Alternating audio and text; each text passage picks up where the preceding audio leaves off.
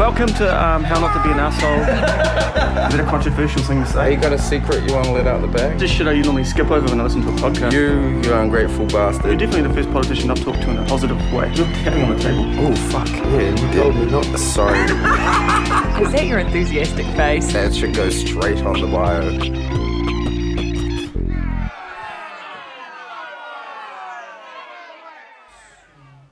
Sweet. Good to go? Can you clap? Sweet. Choice? For the sync. Alright, sweet. Alright, welcome to this week's episode of How Not to Be an Arsehole podcast. It is a podcast, Todd. That's correct. Yeah, brilliant. Good start. Nothing gets past you. Yeah, no, exactly. I'm your host, Todd Williams. And I'm your other host, Dominic Hoey. And Would you call yourself a co-host?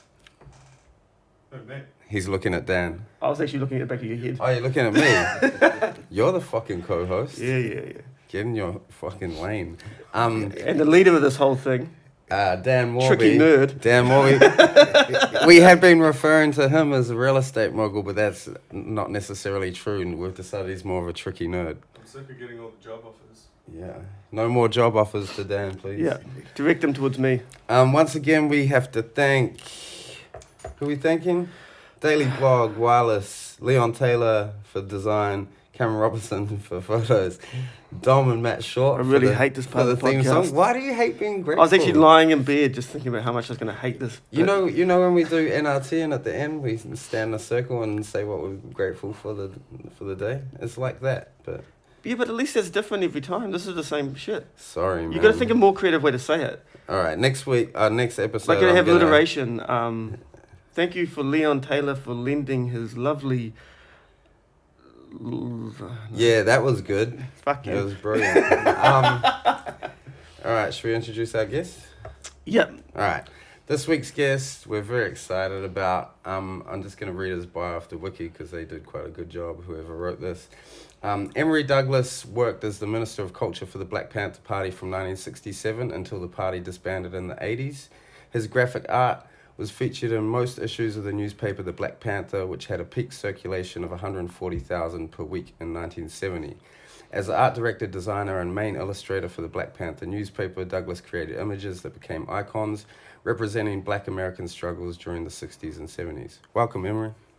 Welcome. Glad to be here. How's that bio? Is that pretty accurate? It's accurate, yes, but at the actual peak of the Panther newspaper was 400,000. 400,000? Wow. Readership, yeah.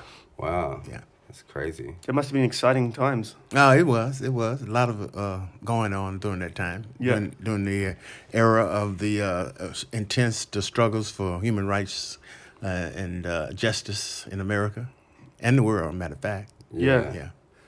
Because we had the Polynesian Panthers here, right? And you guys were in touch with them? Yes, the Polynesian Panthers here. Yes, we were in touch indirectly. We had folks who from here who would send material to us indirectly by couriers or folks who were coming to the United States, and we would publish it in our newspapers to show and document it what they were doing here.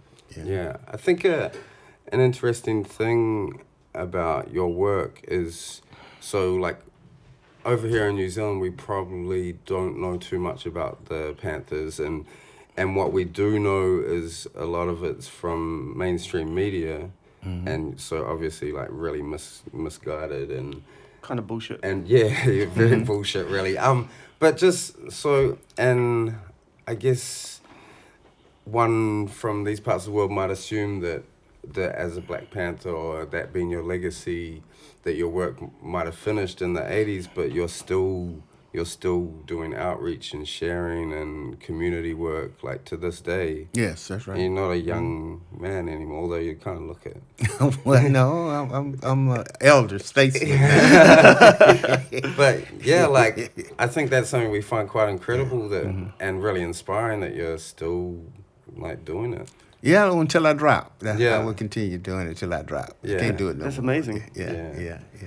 And where does that motivation come from? Well, it comes from the organization and what was part of, and the working and knowing that what you were doing had an impact. Yeah. By the response and reaction to it and those things. So you want to continue to share and with particularly those who are uninformed, Yeah. to try to give them some insight into what the issues are through art, because art Yeah. is a language and a way to communicate with folks. Yeah, I think we got to witness firsthand the impact your history and what you've seen and been a part of can have on young people in the program we did with Ngā Rangatahi Toa. And it's really incredible. Like, we had no idea how those kids were going to respond to you and what you had to share with them, but it was overwhelming, eh? Like, I've never seen them respond in that way, you know, because usually the first week is just trying to get through to them and just trying to, because, you know, like, even though we've worked with them before, they go Yes. back to where they're from and it's all crazy and we have to sort of not get their trust back, but just get back to that level where Yes. we're on the same level. But they were just right there. yeah, You know? as soon as you stepped in, I Yeah. think when they found out that you'd met Tupac, But that's been the case. Yeah. Even the first time I came here, when I, for 45 days, traveled north and south island. yeah. You had young people at some cultural centers and Mariah's. The first thing that would happen, did you know Tupac? It's so good. Yeah. Man, it's crazy how Yeah. kids here are still so engaged with Tupac's music. Like, he's been dead a long time, and That's worldwide, too. yeah, it's crazy, eh? That's, I guess at the time I didn't realize like how powerful and iconic he was, and Yes, and he has a lot of stuff that never was published that was very much more profound than what has been published. yeah. Do you think that's to do with his politics? That people? Oh yeah, I'm quite sure it had a lot Yeah. to do with his politics, absolutely, and his nature, a rebellious nature. Yeah. You know, against injustice in the way young people may see it, Yeah. and want to act it out and express it. Yeah. I guess that's probably what resonates heaps with kids is they are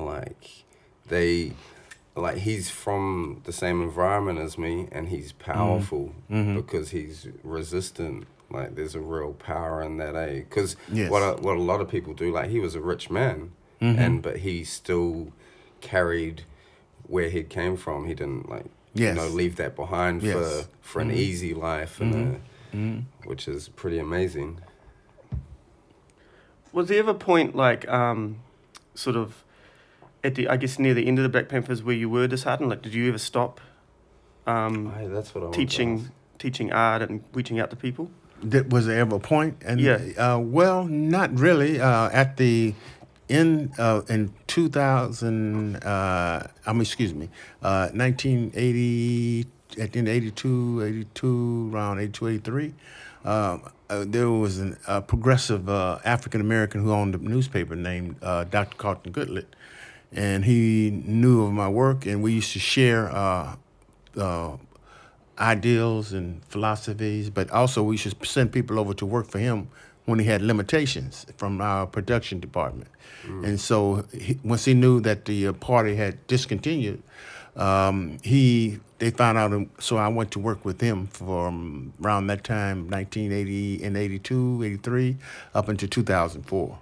And so it was a different type of work I was doing mainly production work, but also including artwork and from time to time when they requested it, dealing with issues like HIV/AIDS and gang and health, all those issues, and particularly personalities, historical personalities coming up at the holidays and stuff, Dr. King and Malcolm X and things like that. So still community spirited work. And then I was also dealing with practicing my techniques and stuff, and doing some work during that time, which I do show several pieces when I do presentations from that period. Yeah. Was it hard to transition from being in a revolutionary party to suddenly working in a kind of regular job? Yeah, well, you were still working with people who were progressive-minded. Yeah. So therefore, it made it much easier because I did have a job for 6 months, and I said I'll never do it again. What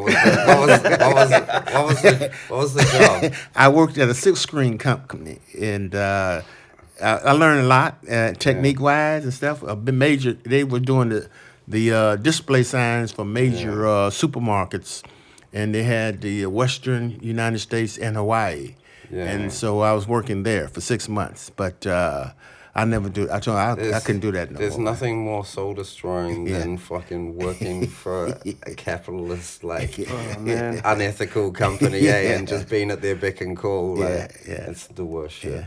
Yeah, I remember, you know, my dad saying that sort of like when working doesn't work for you, you know, when it doesn't agree with you, it's quite often because you haven't been conditioned in the education system properly, like maybe because you had a learning disability or you didn't turn up to school, whatever. And so by the time you get to the workplace, you haven't been conditioned to sort of fit in. Would you agree with that? Like, No, yeah, I would agree with that as being one aspect of it for sure. Yeah, absolutely, because of you know, people learn different ways. You know, Yeah. and in the workplace, they got a structured framework, mindset, how you supposed to come in and how you supposed to do things. You know, it's only those areas and workplaces where are flexible do you see a more successful thing with young people who come in from different backgrounds, Yeah. cultural identifications, and how they interact with the company itself. Yeah.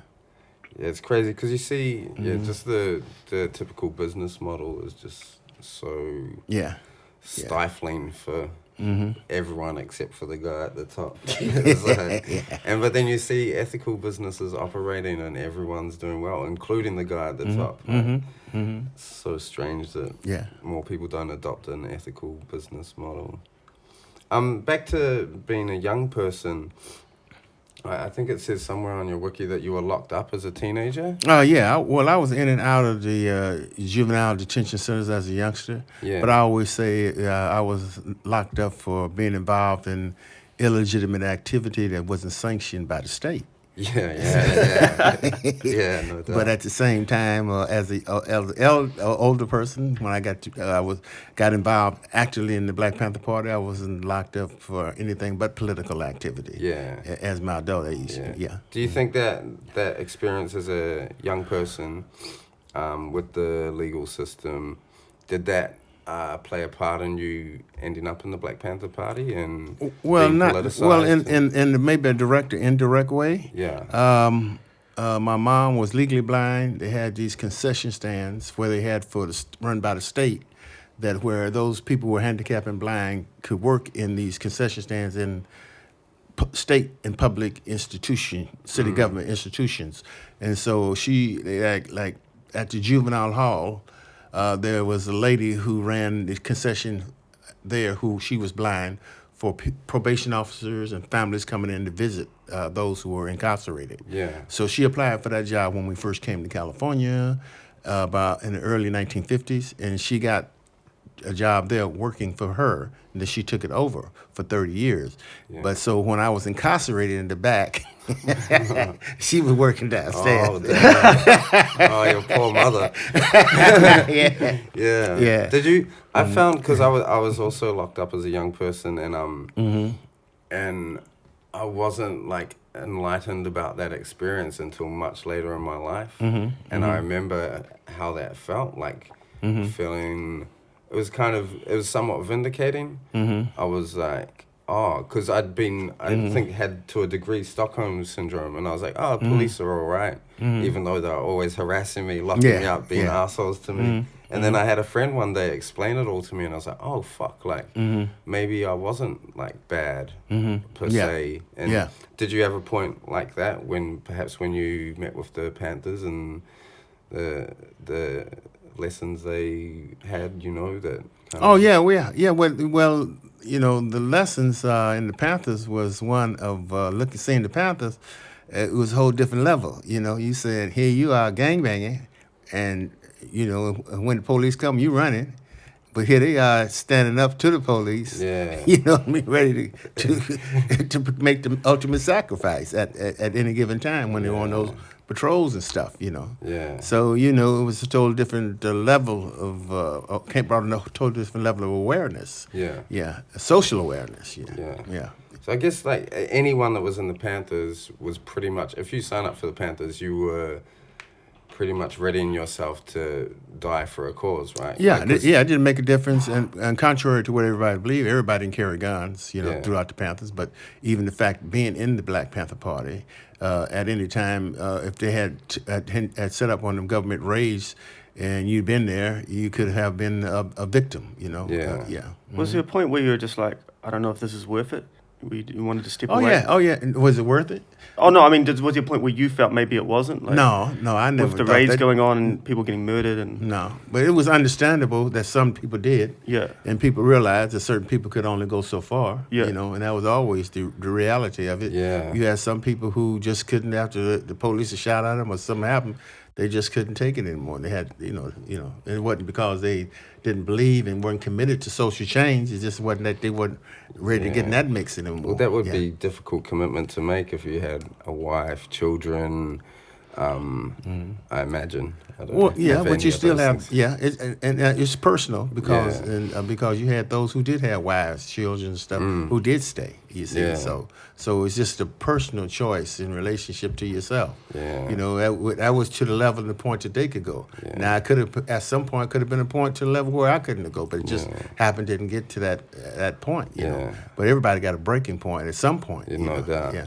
I think the thing we find incredible is people prepared to make that sacrifice but I guess without understanding the struggle and where people were at to be prepared to make that commitment, you know, That's a process too. Yeah. Do you think it was also because there was so many gains being made, not just with the Black Panthers, but, you know, across the world in the sort of late 60s, you know, politically, and it sort of seemed almost like things were going to change, that maybe you'd be more willing to make that sacrifice then?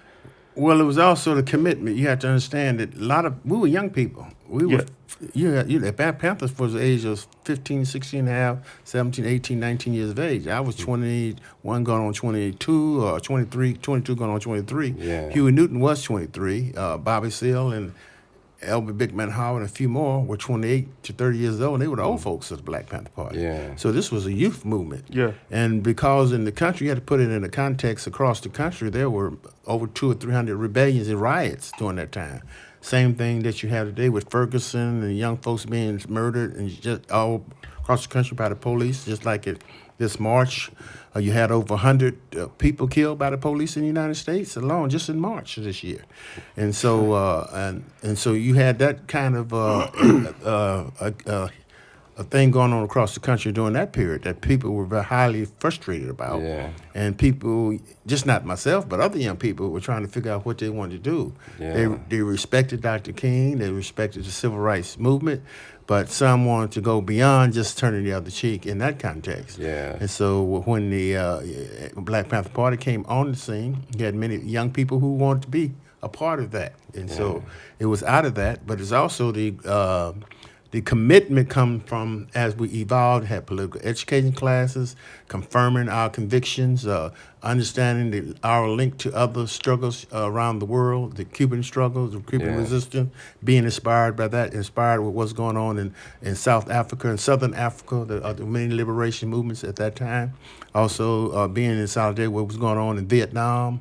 All those things, the anti-war movement. Yeah. So, but particularly being able to communicate it in a language that we could understand. Yeah. Not in a foreign language, and understanding that our resistance struggle was going to come from within, not outside of the context of where we lived at, or the boundaries of the United States where we lived at. Yeah. Was there a point at the height of the Panthers where it felt like there was going to be change, like there was going to be a change of society? Oh yeah. Well, not necessarily. We knew that we were pushing for change. Yeah. But definitely, we were beginning to push, and we knew that we were going to change. But you have to understand also, as you fighting for change, there's also those external forces that trying to resist the change, fighting against the change, because you're talking about a whole nother dynamics in relationship to what society is, how corrupt society is, to transforming that. Yeah. And the process of doing that, you're talking about collective responsibility, collectively doing things, as opposed to the individual, the exploitation aspects of doing things.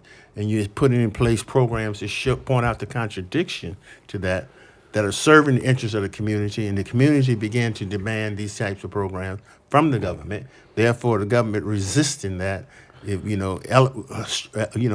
elements within the government resisting that, therefore you become public enemy number one. Plus, you're standing up and defending yourself and fighting against the government. What's interesting how, like, because one of the ways that capitalism works is it pretends it's not really a system. It's just this is how it is, and this is just logical. It's this way. But when people really push against it, that's when it shows itself as being a system that's like going to fight back. You know? Well, the U.S. government, like, and FBI, like, pretty much declared war on the Black Panther Party. Oh, yeah. right? Like assassinating people. Yeah, and, yeah. You Because got- I knew a bit about you guys, but then when you were coming over, me and Todd did a bunch of research, and I just didn't realize how extreme with COINTELPRO. For the listeners that don't know, that was like a program. Was it the FBI? Yeah, it's Yeah. called Counterintelligence Program, Yeah. COINTELPRO. That's the acronyms for COINTELPRO. Yeah. Yeah, and they were just murdering people, and they weren't Yeah. really hiding it. You know. Yeah, because you got an FBI named Swearinger who, like a whistleblower, 1999, wrote his book and even testified on behalf of Black Panther. Geronimo Jaga Panther locked up for 27 years for a murder that took place in L.A., which he said he knew Geronimo didn't do it. But the fact that they were setting him up because he was a Panther. And he was involved in this unit within the FBI called Racial Matters, that you had to hate blacks to be a part of it. And they were ones who were setting up all the dirty tricks and the murders and stuff that was taking place within the, trying to blame it on the Black Panthers during that period, yeah. Were you aware that it was such a like organized program against you guys at the time? when it was Well, we happening? knew it was something, but we didn't know what it was called. Yeah. Eventually, then we found out what it was. Because the first, in 1967, had this whole report came out, Committee on Un-American Activities, and it's named the Church Committee because of the guy who was the representative, who Congress named Church. I forgot his first name. So, so you they you guys feeding people and giving free healthcare, was that classed as un-American? Yeah, it was public activities? enemy number one. That's, we were clear. By the FBI. That was at one point. Yes. Yeah, what was the FBI guy at the time? Because it's on J. Edgar record. Hoover. Yeah, it's on record him saying that the Black Panther Party are the greatest Threat to threat internal to- security, yeah. He said the Breakfast Club at one time was the greatest threat to the internal security. of the Yeah, United because States. we were reading now, there's that letter that someone sent, and he was like saying, someone in the FBI was like, look, in Chicago, basically what they're doing is just feeding and educating people. And he's like, I don't care, you know. Yeah. Then that letter, he didn't he, like, remember that? We were reading about that? And he's like, hit it or something. Yeah. He was a bigot too, man. He was racist because you had FBI agents who weren't of color, in the FBI who couldn't get promoted. And they had to file a class action suit to even get promoted. And they asked him one time, because he had a black butler, and they asked him, well, why don't you have any black FBI agents? And then the next time he came back, he deputized his butler and said, now we have a black FBI agent. Oh my goodness. Yeah. So Man. And that's a real power thing Yeah. too, because this guy's his butler, and Oh, he's yeah, like, yeah. like a guy that's formerly been his butler isn't going to be able to do anything within the. It's just crazy how recent that is. Yeah. Oh, yeah. Yeah, he had power. He was the one that had all the information on all the politicians, and so he blacklisted anybody. He controlled. He had a lot of power at one point. Yeah. Was he the anti-communist Yeah. guy as well? Oh, yeah. They had all the hearings and Yeah. He was part of that. Yeah. Yeah. What was that called? The Church Committee on Un-American Activities. Yeah. Our lawyer, Charles Gary, who was a well-known, famous Armenian lawyer, who was our lawyer, had to go in front of that committee in 1951, I believe. Yeah, during that time. Yeah. Dom and I have been acting very un-American of late. Just for the listeners, just want them to know. I wanted to ask about going back to Ferguson and stuff that's been happening in the States recently, but also forever.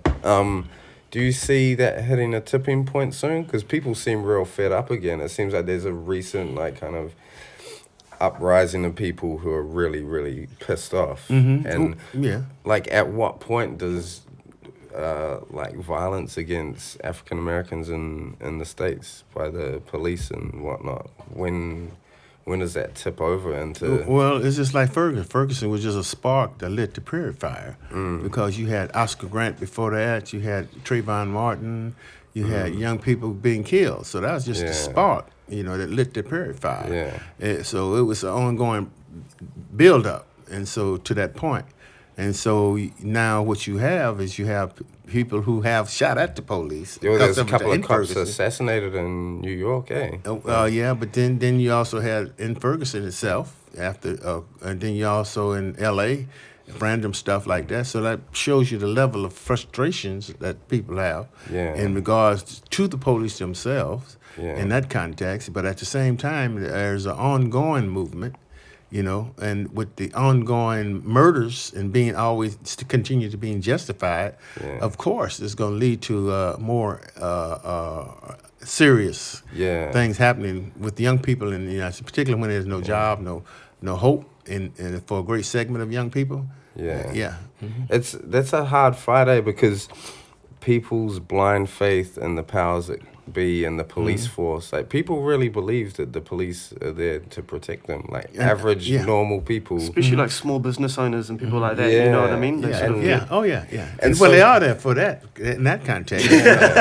So like when the beaten and abused rise up and fight back, it's so easy for the media to demonize those people, and well, that's their job because and then the general public jumps on board and like, they're out of control, and it's like, no, they're fighting back because of years and years of. But you got more and more people who are realizing what's going on because in other ways, because you got this. The cost of them staying in business and small businesses, realizing that they're being ripped off, taxes are higher, what's going on, and the quality of life is not getting better, all those. And you got more people from the middle class who are struggling every day to make things meet. You got 50% of the population of the United States living from day to day. That's the middle class, Yeah. And you so- never know what's going to politicize people. Like, can just be one thing, and then suddenly someone's political who never has been before. And I think that's sort of slowly happening. And plus, also looking at the police department, it's the culture of the police department. You may have people in there who want to do the right thing, because you got people going to always go into somewhere where they're going to try to get a job. They say, well, I'm going here and I'm on a job, I'm going to do the right thing, blah. Then they get in there and then it has a whole transformation into this demon. It's the kind of thing they get into. Well, it's like a guy saying he wants to join the military and go fucking serve his country in Iraq or whatever. Then they go there and see how insane that is. They go crazy. I watched a doco recently on that, and it was about this platoon, and I'm pretty sure they were in Iraq. But they got this crazy sergeant. Was that the Kill Team one? Yeah, have you seen that? That's crazy. And they were just like, they got the sergeant who taught his whole platoon, I don't know if that's what they call it now, but how to set a civilian up to make it look like he'd drawn on them and then just murder them so they could get kills, because they're like, we're in the army, we're supposed to get kills, and that's the culture of the military. And they're like, they murdered a 15-year-old boy. And, that's not a mean lie. And one of them says, like, because it interviews those guys, and one of them's like, he's like, this happens all the time, we just got caught. And it's like, I bet it does. Because there'd be so much protection over that. Like, there's no way the U.S. military would want people knowing about that shit. Imagine how many times it's been covered up. Well, especially you give a bunch of young, uneducated people guns and put them in a fucking terrifying situation. It's like, how they're going to act, you know what I mean? And apparently they're like just feeding them drugs like speed and oxys and shit, so they're all high and, it's just a recipe for disaster. That may be your next interview. Have some ex-Vietnam vets come on and talk the story. New Zealand didn't really send. We didn't have conscription. They wouldn't have that, so they wouldn't have really send many people here. It's just volunteers. Yes. But like going back to what you're saying about the police, that's the argument I always have with people, because people's counter argument to what's wrong with the police force and the whole culture being fucked, they're always like, nah, but there's good cops. And I was like, maybe well-intentioned people joining the police force, but there isn't shit they can do to change the culture. And that's why you, real regards they're good or not, you still got to you got to attack it. You got to criticize it for what it is. But in those people when they're good, if they're good, then they're gonna start trying to have to get in position and to take control. And speak out. Well, would you say like if you're a police officer in the United States, you're complicit in the murder of innocent people? If you're just like, if you join the police force, you're a part of that. And what they say, well, this is just my job. I'm doing my job. That's what they're gonna say. That's always the excuse. I'm just here doing my job. It's really. Do you think I that? mean, you got you. It's a film called the Vanguard of the Revolution. You can see highlights of it on the news. Recently done on the Black Panthers. It's on PB. It was done by Stanley Nelson, who did the film, the documentary on the civil rights movement. The most recent one was on PBS, and he just finished this one on the Panthers. And he's got footage in there from the black police officers in Chicago, who protected some of the Panthers who were being killed during the time when Fred Hampton was murdered. Yeah. You see, who were always outspoken about the racism and the bigotry that was going on. They even said at the end that it was cold murder what they did. And they talk about it in the film itself. Yeah. Yeah. That's So you do have those elements within the police, but they always sometimes they marginalize them. Put them on the back desk or anything they can do. But see, back in the day, you had black police officers associations that were independent of the police associations because of the bigotry and racism then, you see. And so they were very outspoken about issues that went on, and black and browns were actually confronting those things, and not all of them, but there was these associations with members who were. You see, back in the day. But now I don't even think they allow them to have them, or if they do have them, they've been watered down or phased out. But there was not Panthers, but there were young activists during the 60s out of San Francisco State College when we had all these rebellions and resistance going on during that time, who went into policing. And what happened is in San Francisco, and he went out on the street beat, and while he was out there, he seen these police how they would beat down blacks on the street, and he was complaining and talking about it, and the whole bit. They took him off the street and disappeared him. Yeah. Well, the machine that is the police force is well designed to protect itself. Them unions, man. Look what they did to the mayor in New York. They turned their back on him. Yeah, that's crazy. In Australia, a similar thing that reminds me of. Because there's just a long history of Indigenous people dying in custody and no prosecutions. I think it was like 300 or something since the 70s, something like that, and no prosecutions. That's right. And then that's coming to a boil now too. Yeah. And one ended up. So it was a death in custody officer. There's video footage. The officer was not charged. Then there was an inquiry, and the independent inquiry said he needs to face charges. The police force nationwide marched and took a strike. But not even he wasn't found guilty just because he had to be accountable for killing this guy, for murdering this man. They're fascists. That's when the fascism come out, and you see the whole fascist nature of the police and the militarization of it is when you have those kind of incidents. How they respond and react. Even when they want a raise.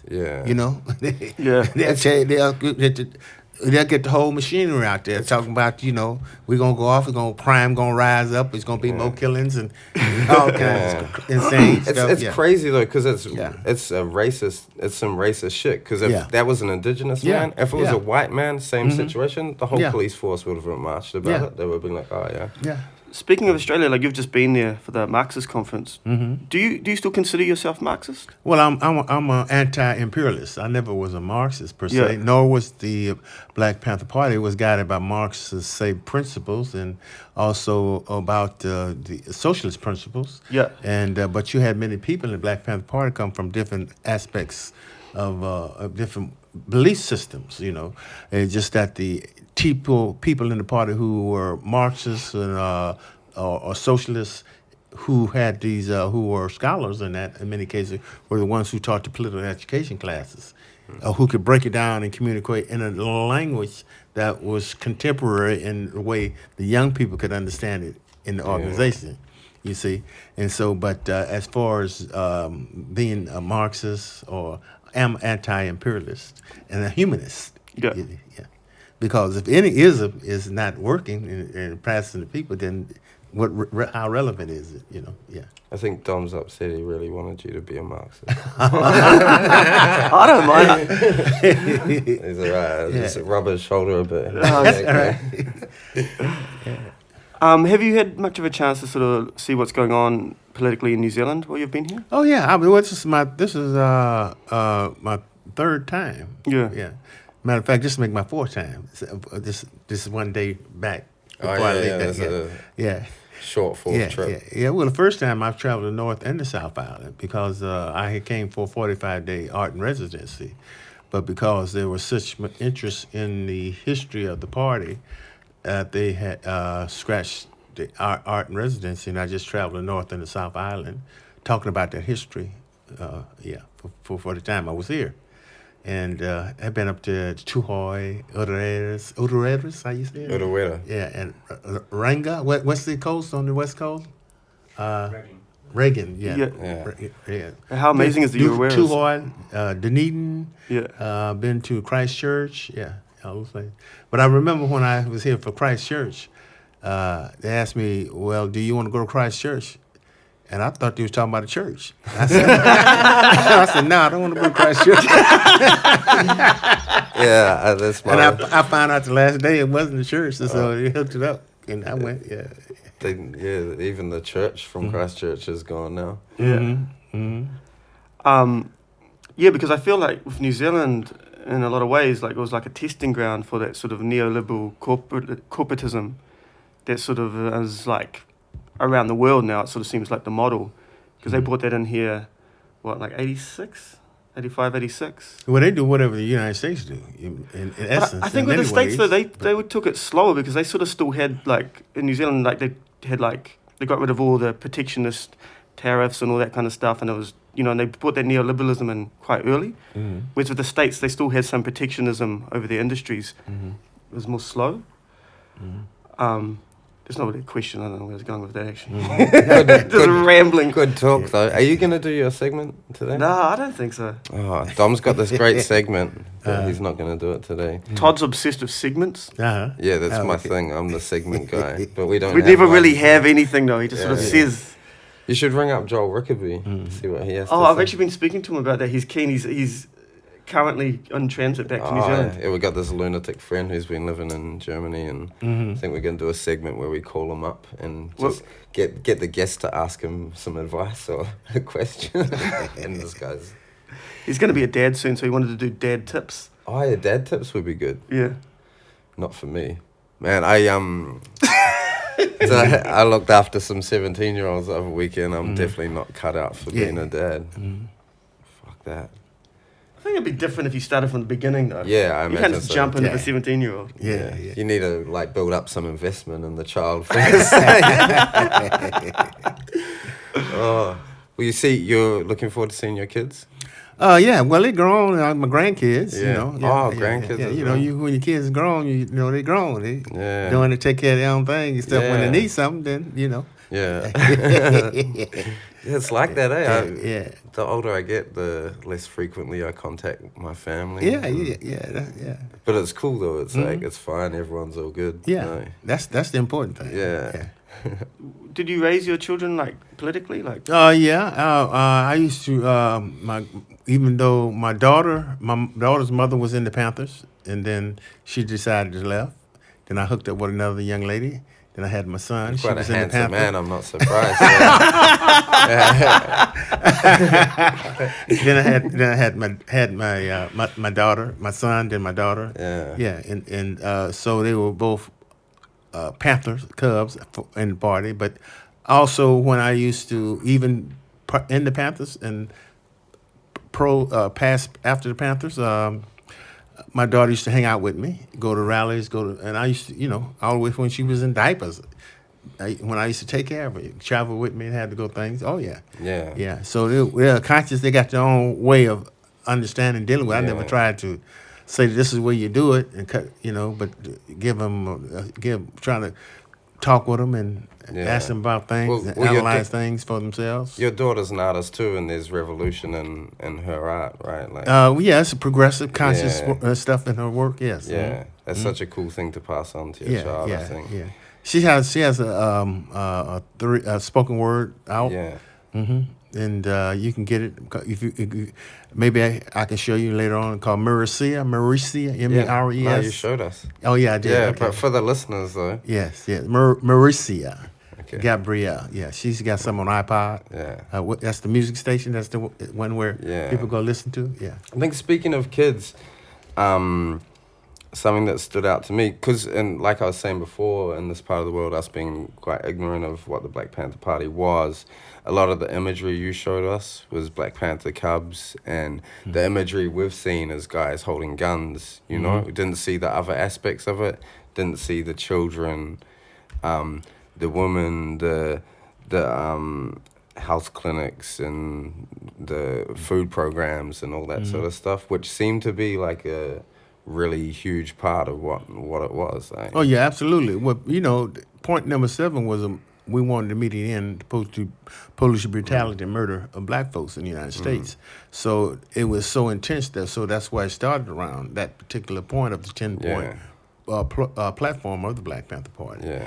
But we had with those. So as we evolved from the patrols and stuff, which were from maybe 68 through 67, late 67, only about a year and a half, the real patrols went on, and then we began to get into the social programs. Yeah. And then we had links with some of the Huey Newton. A lot of people didn't know had an advisory committee of middle class blacks who they knew, who they would debate with, cut it up with, but also was one of them who had suggested that we have the first free breakfast program for school children out of her minister's church in the hood in Oakland. And his name was Father Earl Neal. He was African American, and he went on to work with Desmond Tutu in South Africa many years after in the 80s. And so that was our first location for the first breakfast program we had, which expanded all across the country into culture centers, people's houses, all church denominations, wherever we could have them. Where did a lot of the funding for the Black Panthers come from? In the early days, the funding came from books that people had out at that time. Yeah. We were in demand for interviews and also demand for the university and colleges to do speaking engagements, specific ones during that time, like Huey and Bobby, Eldridge and those. So it was during that period that's where a lot of the funding came from. We had our newspapers, what we sold quite a few of. We had people who liked what we were doing, and we had donations contributions were given to the party on a regular basis. Yeah. So people who like that all helped the party maintain its stability. But also when we began to give the same thing when we began to give the free food for the breakfast program away, the different churches, the different vendors who's had different products like produce or meat and stuff that we used to give away at that time, fixed for the breakfasts or give away for the free food giveaways, they were donated to the party because they liked it and wanted to contribute to those programs. Therefore, they could write it off as a tax write-off, you see, at the end of the year. So, and we had a list of advisory folks prominent on this list with this letter that we would send to them or show to them when we went to request a donation. And they seen that it was a valid thing. And once they knew it was the Panthers, we had no more problems with it. The only problem we had is that when the government began to try to discredit and destroy that they began to send fake Panthers into the stores, dressed like Panthers, criminal elements, threatening those who were giving donations to the Panthers in the Panthers' name, psychologically impacting those folks, because they thought it was real Panthers, and all those things began to happen. Crazy, man. So your job as Minister of Culture, when you think about it in that context, is pretty fucking daunting. Like, you got mass media trying to portray Black Panthers in a certain way. Then you got the FBI doing, what's it called, subterfuge. Sending out being tricky nerds. And your job is to counter all that as the Minister of Culture. Well, not necessarily just my job. This is a Panther job. Yeah. It was different ministry. You had the Ministry of Information. Right. which was the one who dealt with all the PR and the press and all those things. Yeah. The Ministry of Culture was connected to that. Yeah. You see, and we dealt with the production of newspaper, all the printing, the photography, the typesetting, design, and elements, all those, and that came from different areas that needed those kinds of production work, and plus the external work that was done by community folks as well. The publication and printing that we did for the community as well. Yeah. And so not only that, to promote getting the when you set up for different programs and stuff like that, community program, broad. We had to do the banners. We had to set up for those. We also responsible for mostly getting entertainment and stuff to do fundraisers for us. All those things were part of the Ministry of Culture. Yeah. I think like your early art kind of really speaks of what was happening at the time, like bold lines and like urgency. Like that's what I kind of take from it. There's like this urgency to your early art, and it looks like you were producing a lot of art, and you're doing like as much as you can with the little time you had. And That's what Emery Douglas, Leroy Jones, who the late poet and playwright, just I mentioned in the art book of mine. He said it looked like art that was urgency, ready for a street fight. You know? Yeah. And so in essence, it was it was always urgent. I think the other thing. Sorry. No, go ahead. I think the other thing that speaks very loudly from your art is the compassion for the subjects and the understanding of the subjects. Like, That's very important. And you learn that through observation and participation, being active in it and understanding it. On a basic human level. Yeah. It's real powerful. How have your beliefs changed from sort of those days, in the 60s and 70s with the Panthers to now, would you say? Well, I don't know if the beliefs has changed in relationship to, dealing with the basic quality of life issues. It's still the same. Because much as things change, some things stay the same. And so we still have those very basic human rights, quality of life issues that we deal with. So it's just a matter of how you try to make adjustment in relationship to what you do as an artist but make it relevant in the moment, in this time. Maybe tweaking some of the work or trying to deal with those social issues that are much relevant today, because you got a lot of more special interest things that people are involved in today than you had back in the 60s and 70s and 80s. Do you feel if the internet had been around back in the Panthers' day, it would have been different? Would have been harder to. Well, it would have been different because we would have been probably reached more people more quickly. And it would have been harder for them to distort your message, Yeah, but even then they weren't able. They were able to distort it but we were always able to counter it for a long time. Yeah. It was only when the masses of people, when the mass media was the ones who began to demonize us, and when the party began to implode on itself, that they were able to exploit it to its masses. But there was always elements of people who were just naive and uninformed and took whatever came out from the main media or the government itself at face value, as opposed to researching or investigating. Because you get that even today. People say, well, I didn't know that this is, I always thought what the government said. But I didn't know y'all was feeding all these kids over here. I didn't know y'all had these free health clinics over here. Yeah, imagine what you would have been able to do with YouTube and video. Like, I mean, the fact you guys were circulating 400,000 papers. Imagine with a YouTube video or something like that. That's how we were able to count on a lot of stuff in many ways. Because we had a broad reading audience.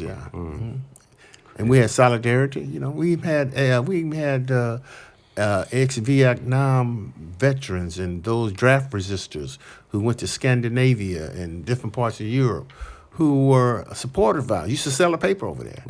In all those locations, And so it wasn't like we were isolated, because we were invited to the first Pan-African Cultural Festival in Algeria in 1969. And that means you had people come from all over parts of the world who were there, who we had the discussions and shared information with. brought in tons and tons of material to give to people during that particular time. And we were traveling. We had Panthers who were traveling to. We went to North Vietnam. We had delegation North Vietnam. Really? Yeah. During the war? Yeah. I took a delegation with myself and other Panthers for 21 days to China, 1971, mainland China. What was that like? They were invited us there and to bring a delegation, a multicultural delegation. Yeah. How was that? That was great. I mean, they told us the history. I mean, before you go, and if you think of it, how they demonize, they have you thinking these were people with devils with their horns. Yeah. They're human beings just like everybody else. Yeah. And so we were invited there, and we first they tried to stop us in Canada. Yeah. Held us up for 19 hours, and then we got through, and then we missed our plane, so we had to go to Japan for one day. Then from Japan we went to Hong Kong, where we was based at a Chinese hotel for a week, where they took care of us till they processed everything. But they told us best not go out; you just stay at the hotel.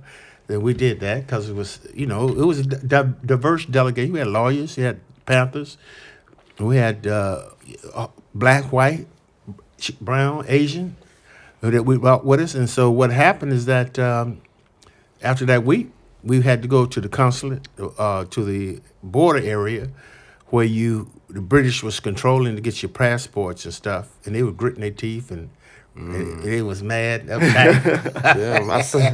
I remember you telling me that, like, even up until recently, you've had some funny shit happen with customs and whatnot in your travel. Yeah. I would have been at customs. I remember the first time I came here. Yeah. I had a little problem with customs. Oh, New Zealand customs are the worst, man. Yeah, but I had it in the States too. When I went to had to send my passport to L.A. to the consulate there, the New Zealand consulate, to get it approved. Stamp for the visas, and had done it 2 weeks in advance, and come down to the final 3 or 4 days, hadn't gotten it back, and so they wanted to know what was going on here, and they started trying to really stress and trying to find out what was going on, and told me to call, and I finally called and got through. Then they were telling me that no, maybe you didn't send it here. You might have sent it to Washington D.C. to our embassy. This is so what happened is that it's lucky that I had sent it registered mail. So I went to the post office, and the post office was panicking because they didn't want to be responsible for it, because I got these documents showing that they the ones who sent it. Yeah. And so they went back and they looked and they seen who the person who was on it, who signed for it when it was there, and the time and the day that it got it, So when they sent that information back, they said, "Oh, yes, we got it." It's there. So it's probably some element in there, not necessarily everybody, but probably some element in there, or just got thrown to the side. Yeah, you know what I'm saying. So maybe when we come visit the States, we won't put you down as our sponsor. We'll find someone else. Yeah. Well, I can tell you, first time I went to New Zealand too. I mean, to Australia, to Sydney Biennale. I was invited there.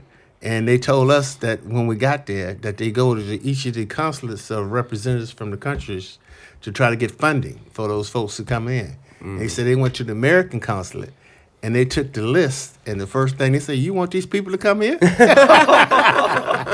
You sure you want these folks to come?"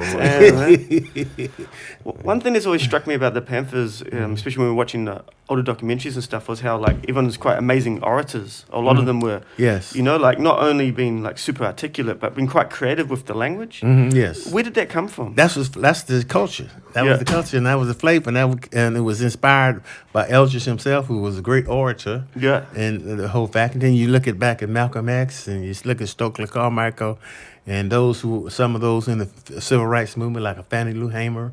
All these folks were great orators, great communicators, and so that's just a part of the history of the great communications. It's sort of like, there's that one video. It's like Fred Hampton and a couple other guys, and I think they're in a hotel room and they're just answering questions. Yes, and it's quite kind of like, it's really political, but it's quite tough as well. You know what I mean? And just really flowing. I could listen to that shit all day. I love it, man. It's really missing, I think, nowadays. Like great speakers and people that engage without sort of like I don't know, prying on people's sympathies or whatever. Yeah. You had a lot of that. You still do, young folks. But in the Panthers, it was a part of the culture of the Panthers. Yeah, even from the top to the bottom, you had people could articulate it in the grassroots way, and how they and the way they even came out of the street. So they carried it on and were able to communicate in a political way. Yeah, the language that they used to talk to each other in the street, now they were using it in relationship to relay a message and communicate to others. Yeah. Are we still talking about orators? Yeah, just the amazing vocab and Yeah, well, when you watch Black revolutionaries from that time, they like turned public speaking into an art form, all with individual styles and nuanced styles, and it's so incredible. Like I kind of is that one when Fred Hampton introduces, I think it's Huey Newton, and then in their ways of speaking completely different, but like you say, both but equally engaging. Yeah. I can't imagine seeing one of those men speak and not being like incredibly inspired and wanting to be a part of what they were offering. Yeah. Did you guys have any engagement with the Weathermen? The Weathermen were inspired. They were part of. We knew them well, and they liked us. And I think the Weathermen, some They of them did come quite up. like you guys. They did some crazy shit when some. well, everybody had their own thing and what they wanted to do, but they were part of the overall part of the process of change during that time. Yeah. I think it was. Was it a man was killed in prison? Was it and they blew up the police station? Like they were. I watched a doco on them, and they were starting to get like real hectic, like at that time, and that's when they kind of split off because some people were like, "No, we don't want to bomb buildings with people inside them," and that's right. Some of them Absolutely, were like, that was we do. Yeah, that was never something that people wanted to do. I think the Panthers kind of distanced themselves from that, though, right?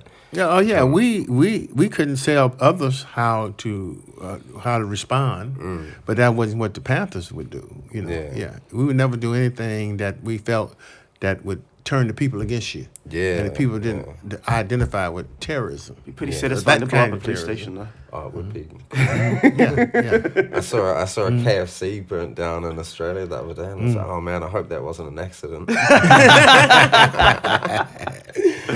It's real satisfying to just see a KFC in flames. Yeah.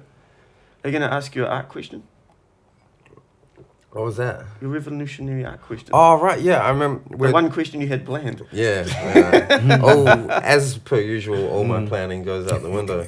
But I remember discussing with you once, I forget who the Panther was I saw saying it, but he was saying if your art's not revolutionary, it's counter-revolutionary. I remember discussing that with you, just wondering if for the listeners you'd like to give your opinion on that. In the context of a historical statement, it was relevant during the time, but I wouldn't say that now. But at that time, because we were pushing a very rigid and inflexible line in relationship to political art and stuff. I think, I guess now, like my personal opinion on that is like, if your art's not purposeful, it's counter-revolutionary. Yeah, it's in that a waste context, of time, and then because the same art is not is maybe if it's purposeful for the reactionary, and then it may not be purposeful for the relevant for the progressive. And it may be the same art. But if it serves the interests of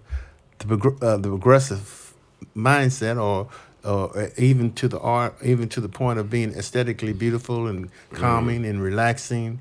In that way, it can have it can be a plus. But if it's done to pacify you, and not to do anything else, then that can be a negative. No doubt. And it could be the same thing, same image. Who it serves, how it serves. I think that's it's something I always try and hold on to with my music, is like that I always want it to be for people like me who are from the same sort of walk of life as me, and if it ever became something other than that, then I don't know what I'd be doing it for. And I think as an artist, like your life, if you're not really engaging people and you're not trying to sort of like change things even in some way, then it's kind of like it's a pretty bourgeois life. You know what I mean? You're just lazing around and you're doing fuck all, Lazing really. around, You know what I mean? Smoking weed on hammocks and Yeah, you know. So it's like I really think it's the responsibility of artists, you know, and not, like you say, not necessarily. You don't have to like have slogans and be overtly political. Although there's nothing wrong with that, but you have to do something. I think. Yeah, You know. yeah. If you don't do nothing but spit, you got to do something. Yeah. Exactly. choice. What's our time like, Dan? Hour. An Should hour. we wrap it up? That's perfect. I had one more question. Go. I can't remember what it was now though. Think of all those joints you smoke in the hammock. It's a fucking arthritis medication, man. It's just like, it zones you out. That's what it was. Do you sort of like with the way things are going politically at the moment? I mean, we touched on that briefly with Ferguson and stuff. But do you think that do you hold much hope for like significant social change in the near future? Well, it might get worse before it get better, Yeah. because you're dealing with the paramilitary mindset that's controlling governments all across the world, and particularly in the United States. You know, you have them giving military equipment to local police departments. Yeah, I've seen that. You see, so you're talking about a whole another thing, dynamics.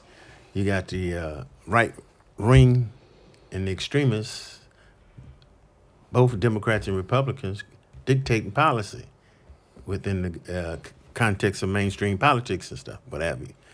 So you got the fascists and this whole secret government, in many ways, is control and dictate, which is when you talk about the secret government, you're talking about the corporate interests. Yeah. You know, so you got all those dynamics you're dealing with today. So now, if people can't make adjustments and begin to realize those things and deal with it, then it's going to get worse before it get better. You know, in regards to that, that's why you have Obama and them prosecuting more whistleblowers and not prosecuting those who created the criminal, the crime, putting them in position to same people who create the crime, now putting in position to solve the problem that they didn't create it, you know. And the whistleblowers are going to jail. Fuck you it, know? it'd suck to be a whistleblower. Like, you do this great thing for the rest of humanity, and like the large majority of them are like, oh, I don't care about my rights or my privacy. Or Then you got the perpetual war situation going on now. Yeah. You know, so if these things just become mainstream and people accept them, then we got some real issues going on. Yeah. If people say, "Oh, ain't that I got to do about this," you know, and don't challenge it, then we gonna have some real problems, because the United States government is over 50, about 63% is a military government. You know, that's what it is. You know, yeah. Then you got to look at the prison. You got 2 million people who are incarcerated.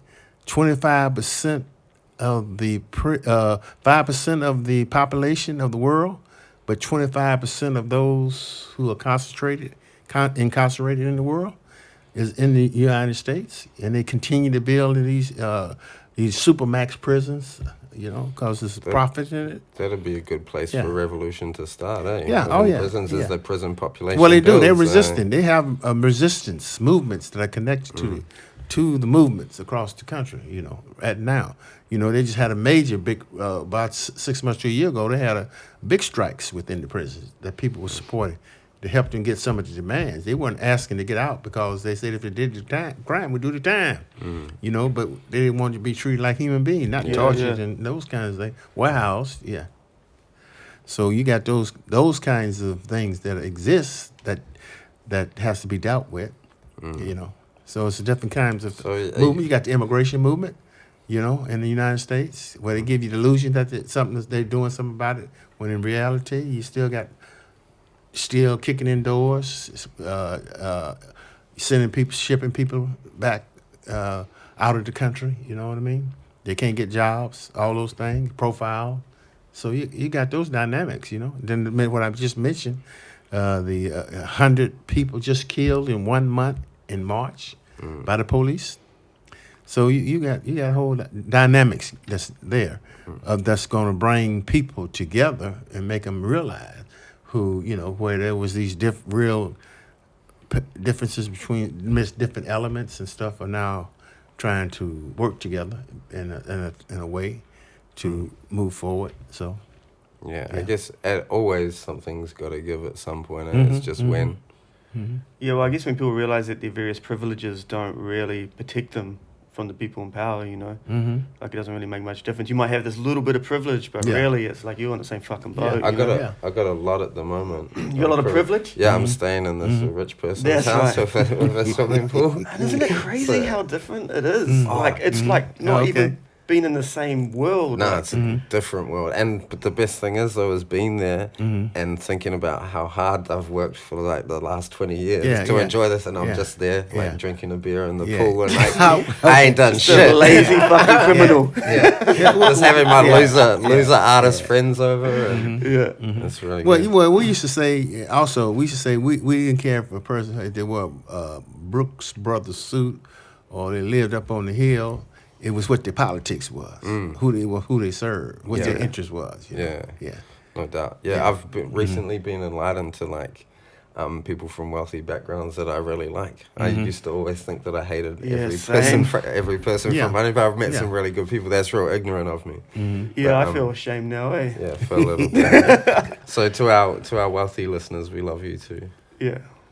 I guess to wrap it up, is there, if people wanted to find out more about the history of the Black Panthers, what would you recommend them? Like, are there certain documentaries or sites to go to? You can go on YouTube and you'll find a lot. You got one that I think just kind of give you an insight of its foundation is go to YouTube and look at the home of the Panthers, which is about when they started at a university called Merritt College, a junior college. You got many interviews in that that talks where you get a real historical background on the Panthers.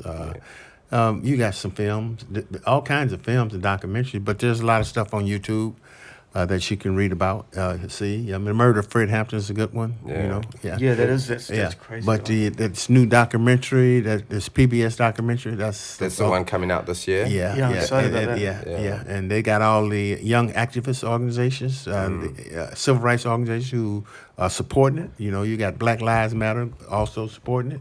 Yeah. All that. So it's and they're showing it to those young folks, and they're interested in what they're interested in is the organizing ability of the Black Panther Party. Yeah. How do we go about setting up these structures? Yeah. And all these things, you know. Yeah. So. Awesome. So those, the